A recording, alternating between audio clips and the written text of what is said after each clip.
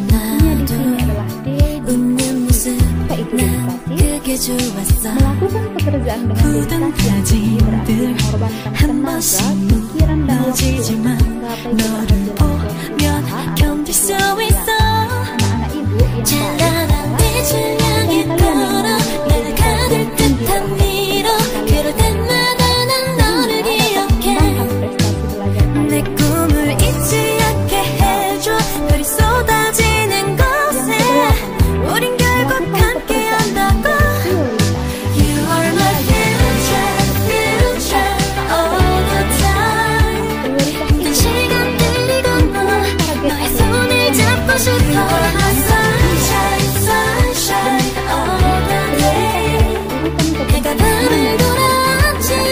melakukan pekerjaan dengan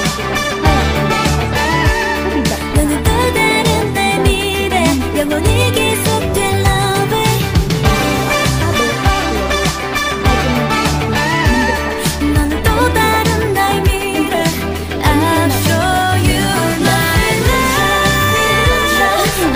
tenaga, pikiran dan waktu untuk menggapai keberhasilan usaha. Anak-anak Ibu yang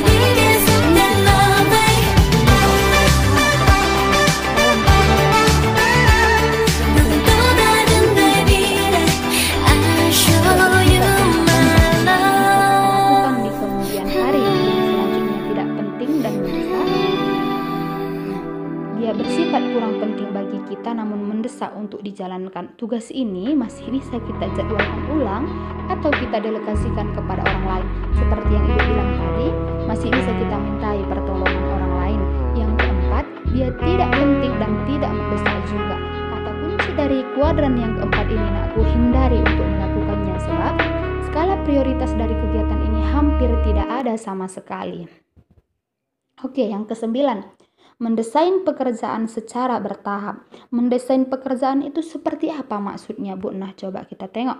Mendesain pekerjaan secara bertahap berarti membuat panduan hasil kerja yang diinginkan, serta proses kerja yang harus dilaksanakan dan dokumentasi secara tertulis yang memuat prosedur kerja secara terperinci dan sistematis.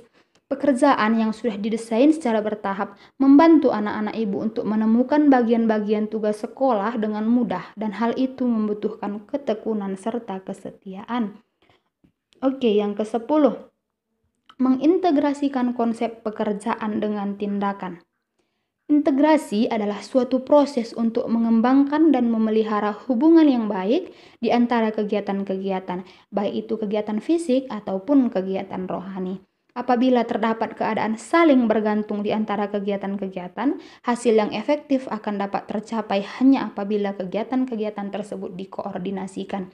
Nah, sederhananya nakku, di indikator 10 ini, tadi di indikator 9 kita sudah membuat rancangan, sudah kita desain. Nah, di indikator 10 ini nakku, kita integrasikan, kita selaraskan, kita buat dia padu antara konsep atau desain yang sudah kita buat tadi dengan tindakan yang akan kita lakukan. Karena kalau dia hanya berupa konsep dan rencana tanpa dibarengi dengan tindakan, itu sama saja hasilnya adalah nol, sama saja hasilnya adalah bohong. Nah, dari beberapa materi kita ini, Ibu menyimpulkan ada satu materi yang harus kita pelajari, yaitu manajemen diri sendiri. Apa itu manajemen diri sendiri? Nah, manajemen diri adalah kemampuan individu untuk mengatur dirinya sendiri untuk mencapai tujuan yang telah ia tetapkan. Dimensinya ada pikiran. Nah, di sini harus kita atur dia, harus kita manajemen dia pikiran kita. Yang kedua, tubuh. Yang ketiga, perasaan. Yang keempat, spiritual. Ada lagi prinsip-prinsipnya nakku yang harus kita pedomani mengenai manajemen diri ini. Yang pertama, kita harus memiliki tujuan hidup.